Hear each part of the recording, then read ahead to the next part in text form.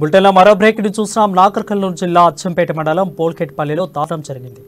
లక్ష్మీపల్లి గ్రామానికి చెందిన దేవి కుమార్ దంపతుల కుమారుడు అఖిల్పై వీధి కుక్కలు దాడి చేసి తీవ్రంగా గాయపరిచాయి. అఖిల్ తలపై భాగం, ఎడమ చెవి పై భాగం విచక్షణ రక్తంగా కచ్చాయి. తీవ్రంగా గాయపడిన అఖిల్ను చికిత్స నిమిత్తం ఆసుపత్రికి తరలించారు. ప్రస్తుతం అఖిల్ అచ్చంపేట ప్రభుత్వ ఆసుపత్రిలో చికిత్స పొందుతున్నాడు. సంబంధిత అధికారులు వెంటనే వీధి కుక్కలను నియంత్రించేందుకు తగిన చర్యలు తీసుకోవాలని గ్రామస్తులు డిమాండ్ చేస్తున్నారు.